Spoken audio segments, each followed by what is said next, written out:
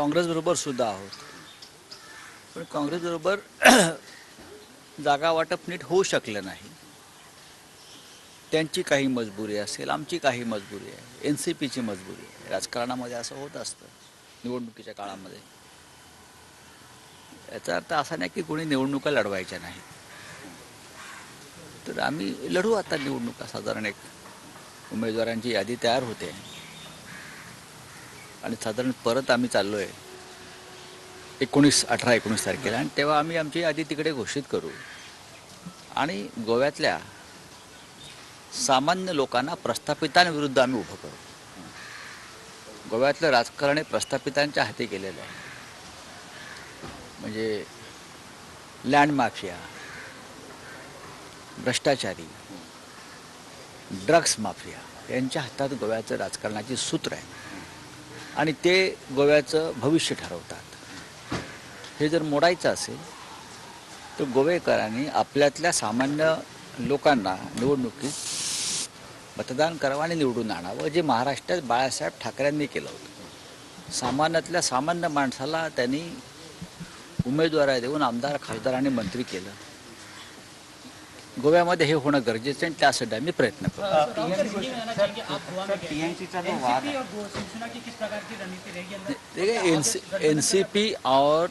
NCP और शिवसेना का तो महाराष्ट्र में भी गठबंधन चल रहा है. कांग्रेस भी हमारे साथ है, लेकिन गोवा में उनकी कोई मजबूरी होगी सीट शेयरिंग की. हमारी बातचीत भी अच्छी चल रही थी, लेकिन नहीं हो सका. एनसीपी की भी बातचीत विफल हो गई उनसे. तो उसका मतलब ये नहीं कि हम चुनाव नहीं लड़ेंगे. गोवा की राजनीति आप अगर देखें तो गिने चुने 10-12 लोग ही गोवा की राजनीति करते हैं. वहाँ यही कभी इस पार्टी में होते हैं, कभी उस पार्टी में जाते, वही घूमते हैं यहाँ वहाँ. वो तय करते हैं गोवा का भविष्य. उसमें लैंड माफिया है बड़े मात्रा, उसमें ड्रग्स माफिया है, और कोई अछूत नहीं है किसी पार्टी में. आप देखिए बीजेपी में कुछ लोग जो हाल ही में गए हैं, उनके सीधा संबंध ड्रग्स माफिया लोगों से है, सबको मालूम है. भ्रष्टाचार से तो पुराना रिश्ता ये 10 लोगों का. तो हम चाहते हैं कि गोवा की जनता इस बार ऐसे लोगों को चुने जो सामान्य व्यक्ति है, सामान्य नागरिक है, जो चुनाव लड़ेंगे. तो हम ऐसे उम्मीदवार देंगे जो लोगों में से होंगे, जो महाराष्ट्र में बाला साहब ठाकरे जी ने किया था. आम आदमी को विधायक बनाया, सांसद बनाया, मंत्री बनाया.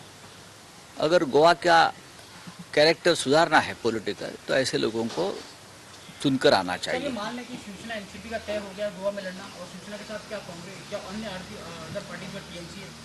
नहीं, टीएमसी की बात अलग चल रही है. टीएमसी मन से सत्ता पर आ गई है.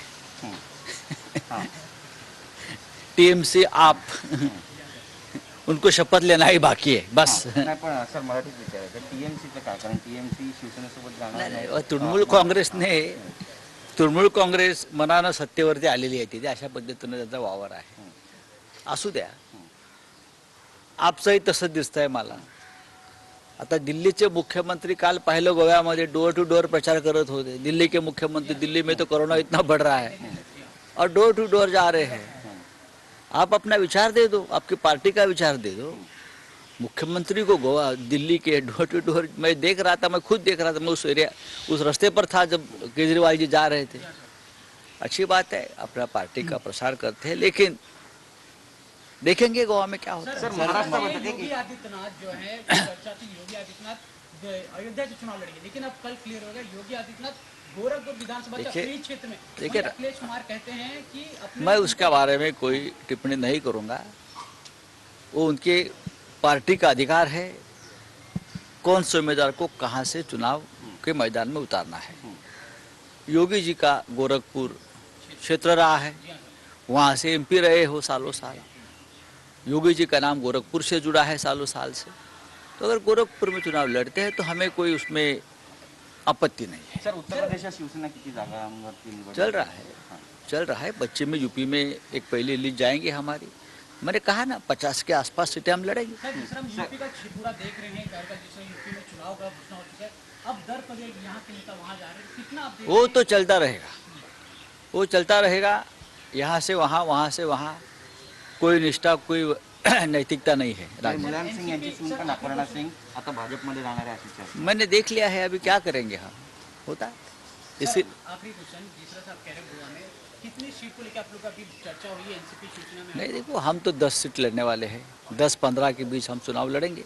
आपकी बातचीत होगी एनसीपी की? नहीं, अभी एनसीपी की भी कोई, अभी हम जाएंगे, उनके नेता भी गोवा में आ रहे हैं। सर, महाराष्ट्राच्या राजकारणाबद्दलचा प्रश्न आहे. चंद्रकांत दादा पाटील म्हणतात की बऱ्याच समस्या आहेत महाराष्ट्रात आणि कार्यवाहू मुख्यमंत्र्याची गरज आहे. बघा, चंद्रकांत दादा पाटील म्हणजे काय महाराष्ट्राच्या राजकारणाचे केंद्रबिंदू नाहीत. समस्या कुठल्या राज्यात नाही आहेत, समस्या देशामध्ये आहे. खरी समस्या लडाख, चीन घुसलाय तिथे आहे खरी समस्या, आणि देश चिंतेत आहे. आणि त्याची चिंता खरं म्हणजे प्रधानमंत्र्यांना, गृहमंत्र्यांना, संरक्षण मंत्र्यांना लगायला पाहिजे. वहाँ चिंता है. अब राज्य की चिंता तो हम देख लेंगे, सरकार है वहाँ. सर आखिरी क्वेश्चन आपको, अरविंद केजरीवाल को लेकर जिस तरह से कह रहे हैं अरविंद केजरीवाल गोवा एक दूसरे से दिल्ली में कोरोना केसेस बढ़ रहे हैं, वहीं अरविंद केजरीवाल दिल्ली में छोड़ के गोवा में प्रचार कर रहे हैं घर घर जाकर, तो इसको किस तरह देखिए? नहीं, करने दीजिए. नहीं, मैं बोल रहा हूँ आपको, आप पार्टी अगर इतनी मजबूत है तो मुख्यमंत्री को दिल्ली के मुख्यमंत्री को जहाँ उनकी ज़्यादा ज़रूरत है दिल्ली में आए. मैं देखता हूँ, मैं भी दिल्ली में जाना आना मेरा चल रहा है, तो लोग बहुत ही चिंता में है वहाँ के लोग. हमारे पार्लियामेंट में 400 से ज़्यादा लोगों को संक्रमित हुए हैं, सब जगह पे केसेस बढ़ रहे हैं, तो मुख्यमंत्री की वहाँ ज़रूरत है, इतना ही मैं कहूँगा. चलिए. तर आपच्या अरविंद केजरीवालावर संजय राऊत यांनी निशाणा साधलेला आहे. दिल्लीत कोरोना वाढलेला असताना सुद्धा केजरीवाल यांचा डोर टू डोर प्रचार सुरू आहे असं संजय राऊत म्हणतात. आणि त्यासोबतच त्यांनी तृणमूल काँग्रेसवर सुद्धा निशाणा साधलाय. यासोबतच शिवसेनेची भूमिकाही संजय राऊतांनी स्पष्ट केलेली आहे. गोव्यातलं राजकारण प्रस्थापितांच्या हाती गेलंय आणि शिवसेनेच्या उमेदवारांची यादी लवकरच जाहीर होईल असं राऊत म्हणतात.